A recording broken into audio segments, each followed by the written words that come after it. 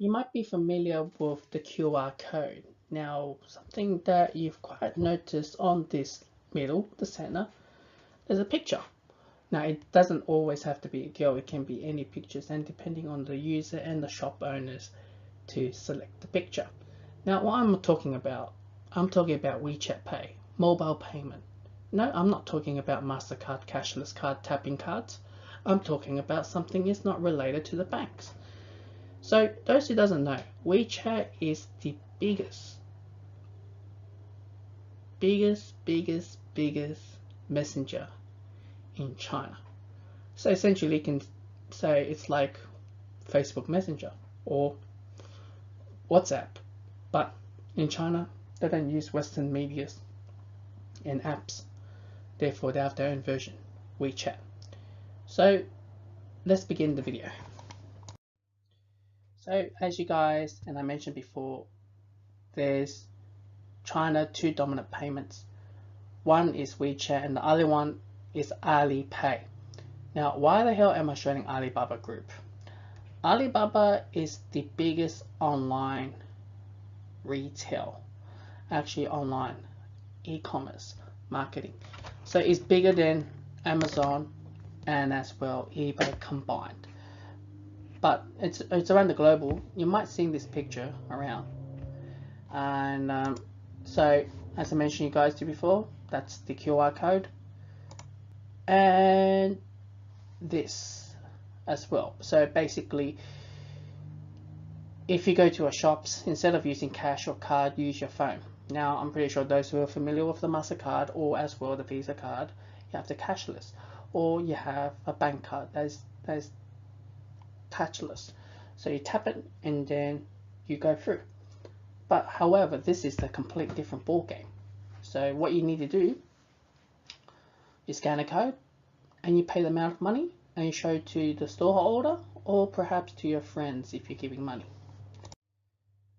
So this is one of my reason. If you look on the clip on the side, it's a safety, it's a secure. Now you have to enter a password, and each time you have to go enter, making a transaction, you go through this password pattern, and you have to tap it through. And this is basically on WeChat Pay. Now this is in English, and of course there's Chinese version, so we're completely different. And this function, this tool, it's scaring a lot of banks because it's not banking. Talk about banks, and here's what's going on. Only 2% of China uses own credit card. Now, of course, that's in the Western world, we are very heavy use of credit card in the country. And it's funny how you see all this is how technology is going. And what the biggest decision for me to make this video is, ever since I got back from China 3 months ago, today's May, and I came back on February 2018, and I'm talking about May right now, 2018. So I spread the news to people and saying, China is so advanced, nobody uses not much cash or credit card, and they use this thing called WeChat Pay, and I was mind blowing. And my supervisor, a couple of weeks, thinking about, would this ever introduce to the Western world? Is it secure? Now, as you see on the side, the steps are going through this, or password, and just basically use your camera to scan. So because it's scary, because if they introduce this to the Western world, or perhaps in Australia, I only speak for Australia, then the government or the banks or a third party company won't need to invest any electronic devices, where everyone has electronic devices are capable of doing this sort of job. They don't need to do any they don't have to do anything, to be honest. Like, pretty much you just download on your app, you put your password, and that's it, and you can scan all the way through. And her question is, would it ever introduce in Australia? only or Western world, but I'm only saying in Australia. One of the biggest things that shocked me the most when I was in China is the fact of the amount of people who uses phones.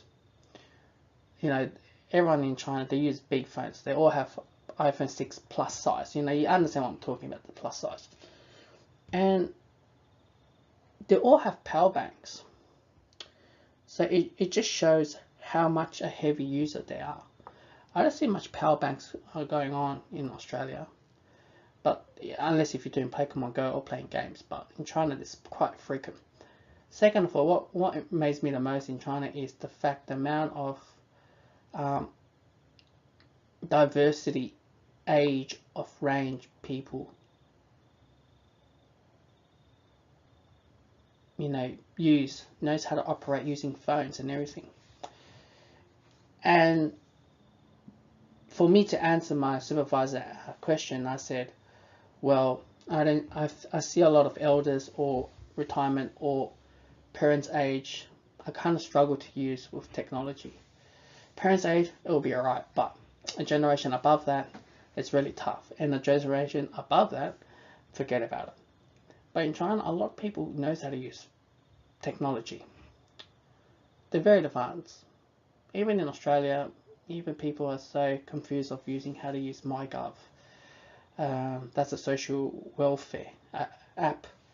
A lot of people are struggle to use the app, or sometimes they break down. So the answer to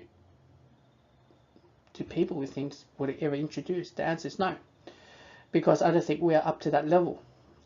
People are not up to that level that are capable of using this sort of technology, and it's difficult. I believe the Western world will probably, or Australia, will probably most likely would use the RFID, which is the microchip, and as well the ID card, which is adapted from the Scandinavian country. What made me said RFID? Well, insert in your body, your arm, and just scan it. And I was really surprised that my gym has a RFID scan booth. So I reckon it'll head to that way. It's a lot simple. You don't need to fiddle around with technology. You just tap, and that's what I think is going to happen. So yeah, as you can see, 2% of China.